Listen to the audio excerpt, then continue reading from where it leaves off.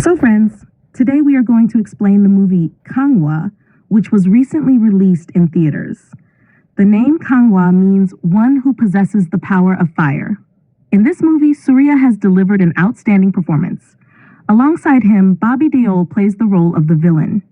You'll witness a storyline involving a unique ancient timeline. Without wasting much time, please like the video as the channel's reach is a bit down, and let's dive into the explanation. The movie begins with a glimpse of a Russian private lab where experiments are being conducted on children. These experiments involve their bone marrow and nervous systems using reverse engineering technology. The advanced technology causes immense pain to the children. One child escapes the lab, leading to a high-security chase involving Russian soldiers. The scene then shifts to Goa, where we are introduced to Francis and his apprentice. They work as bounty hunters, capturing notorious gangsters. The Goa police commissioner hires them to apprehend a gangster named D'Souza. For Francis, it's all about money. He is emotionless and will do anything for it. Francis manages to capture D'Souza, but encounters the escaped child along the way. The child seems to trigger flashbacks in Francis, as if they are somehow connected, perhaps from a past life. Francis doesn't leave the child behind and takes him along. However, this attracts attention from D'Souza's men and the Russian mafia, who relentlessly chase them. A thrilling action sequence follows, involving helicopters and heavy gunfire. Francis is injured but continues to fight. The enemy's ultimate goal is to capture the child, whose mysterious background remains unknown. From here, we are transported to an ancient timeline involving Roman emperors and tribal leaders. The Romans arrive in a land of 5 islands, each inhabited by unique tribes. The Roman king, wanting to conquer these islands, seeks the help of an individual named Mian Sen, a wanderer who knows the tribes well. Through cunning plans, Mian Sen and his ally Gerua begin manipulating and destroying the tribes, all while the Roman king provides them with gold coins for their treachery. Their goal is to subjugate the tribes and establish Roman dominance. However, Gerua's deceitful actions eventually lead to chaos, and the tribes begin to retaliate under the leadership of Kanguva, the king's son. Kanguva's entry is nothing short of iconic.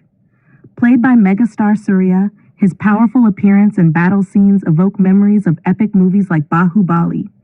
His character exudes strength, and his fight scenes are perfectly choreographed with an impactful background score. This sets the stage for an intense clash between the Romans, the traitors, and the united tribes, with Kanguva leading the charge. The narrative brilliantly intertwines past and present, making it an engaging watch. Let's get back to the main story from here. This was just a glimpse of the movie. As we proceed, we see that when Kanguva arrives, fear grips everyone's souls. Kanguva is a fierce warrior, ruthless and unforgiving, which is why everyone fears him. Many had tried to seize control of this island before, but Kanguva killed them all. One by one, he slaughters everyone. The fighting scenes are incredible, giving you a feel of an ancient battle. If you've watched 300, it might remind you of that. Kanguva then cuts off Gerua's hand but keeps him alive, dragging him to the village for all to see. Gerua's wife and child, unaware of his deeds, are devastated. The child cries, unable to bear seeing his father in such a state, while his wife pleads for mercy, addressing Kanguva as Bea brother. She begs him to spare her husband's life, but Kanguva refuses. He declares that Gerua's crimes cannot be forgiven. 100 warriors have died because of him, and his punishment can only be death. The villagers and even the king agree and suggest that Gerua's wife and child should also be killed to end their bloodline, believing greed exists not just in the husband but in the family as well. They want to wipe out Gerua's lineage completely. However, Kanguva disagrees. He argues that greed isn't passed down through generations and only the guilty should be punished. But no one listens. At that moment, Gerua's wife rushes forward and begs Kanguva to promise that her child will remain unharmed. Then, with her husband, she leaps into the fire. Gerua's son witnesses his parents burning before his eyes. The father he loved so much is now engulfed in flames, and his mother has handed him over to the very man who killed his father. From that moment, hatred grows in the boy's heart for Kanguva, hatred so intense that he vows to kill him. However, he waits for the right moment. To Kanguva, the boy is just a child. But the Roman king and Miasan realize that to defeat Kanguva and the Perumakai clan, they need the help of Arti, a place more terrifying than death itself. A land of red barren soil soaked in blood, its ruler is none other than Arti himself. Arti's appearance is horrifying, draped in a skeletal, blood-stained outfit that would send shivers down anyone's spine. If you remember Kakya from Bahubali, Arti is an even more terrifying character. Bobby Deol plays this role brilliantly, embodying a perfect villain look. The Roman king and Miasan approach Arti, offering him gold coins, food, and a deal: defeat the Perumakai clan and kill Kanguva, and all the riches would belong to him. Arti, driven by bloodlust and greed for wealth, agrees. This rivalry between the Arti and Perumakai communities has been ongoing for years. Instead of going himself, Arti sends his two fierce warriors to kill Kanguva and his men. The warriors manage to kill some of Kanguva's people, but they fail to defeat Kanguva, who kills them both. Taking advantage of the chaos, Jerua's son attacks Kanguva, and Kanguva realizes the boy harbors hatred for him. Yet, Kanguva sees the boy as a child and continues to protect him like one of his own. Kanguva trains the boy diligently, teaching him the art of weaponry and providing him with education and knowledge. The boy's rage for his father's killer was understandable to Kanguva, so he never retaliated or showed anger toward the boy. Instead, Kanguva made a promise to him. The people of Arti have attacked us, and my people need me right now. We must stop the Arti and the Romans. You will certainly get your revenge and kill me, but first, we must fight together. I promise you that my death will be at your hands. The boy, Barua's son, accepts this condition because he seeks vengeance. When Kanguva brings the boy back to the tribe, Kanguva's father and the villagers demand punishment for the boy, saying he deserves death for attacking Kanguva. Kanguva opposes his father and explains that he had made a promise to the boy's mother to protect him. The villagers agree not to sentence the boy to death, but decide to punish him by abandoning him in the dark forest. If he survives, it will be his punishment; if not, the forest will deal with him. Kanguva declares that if the boy goes into the forest, he will accompany him, as he too shares the blame. Together, they venture into the dark forest. Meanwhile, in another location, we see Arti consumed by rage upon learning of his son's deaths.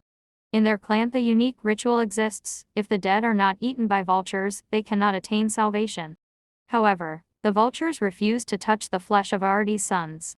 Adding to his anger, the Romans arrive and taunt him, claiming that he and his people are incapable of killing Kanguva and demanding their gold coins back.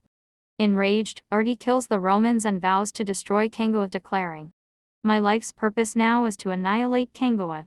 I will kill him, and my sons will find peace, and their remains will finally be consumed by vultures." Back in the dark forest, Kanguva and Barua's son begin to bond. Kanguva dedicates himself to the boy, who slowly realizes that Kanguva was not at fault. He sees Kanguva's sacrifices and his efforts to protect the tribe, understanding that his own father's actions were wrong.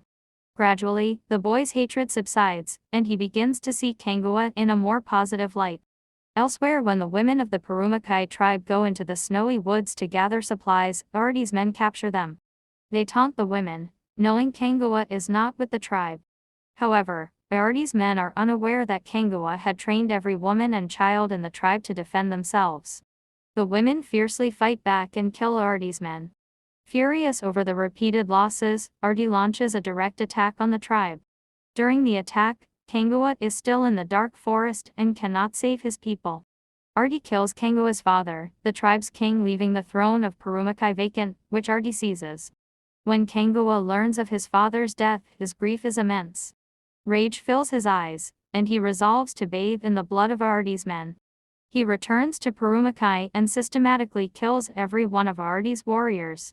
In a climactic battle, Kanguva finally faces Arti, determined to end the reign of terror and avenge his father and tribe. The confrontation unfolds, and both sides seem like ferocious beasts fighting each other.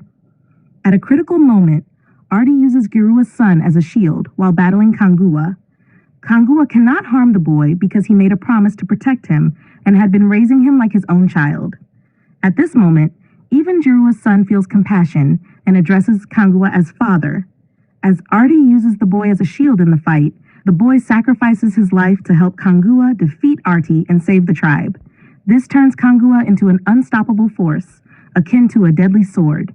He brutally kills Artie, cutting every part of his body and smearing himself with blood. It looks as though Kanguva has committed a massacre. In another timeline, we are brought to the present day, where Francis follows the boy who has been taken away. They reach a port area and check every container. Inside one of them, they find the boy undergoing an experiment, with electrodes attached to his head. Francis kills the scientists, fights his way through, and rescues the boy. At this point, flashbacks flood the boy's mind. He begins recalling memories of his past life and the truth of his reincarnation. It's revealed that the boy is none other than Jirua's son, reborn. Meanwhile, in Artie's tribe, after Artie's death, his son, who is disabled, steps forward to light his father's pyre. At that moment, another son of Artie appears, one born to a concubine. He is fierce and declares that his life's mission is to kill Kanguva. In the present day, the boy rescued by Francis is shown again. As they flee, someone photographs the boy, and the image is analyzed in a database. A sinister man looks at the image and refers to the boy as Kanguva. It implies that either Francis found the boy or the boy sought him out. The story then takes a turn, revealing the boy possesses mysterious powers, such as manipulating metal objects telekinetically. Francis discusses with a friend how the boy reminds him of visions from his past life when he was a warrior. He is confused about what is happening to him. The movie ends with several unanswered questions, such as how the boy acquired his powers, how the scientists knew about Kanguva, and why Francis recalls his past life after so many centuries. This leaves the story on a mysterious note, hinting at a possible sequel if the movie becomes a hit. The visual effects, background score, and performances by the actors and actresses are praiseworthy. How did you find the movie? Share your thoughts in the comment section.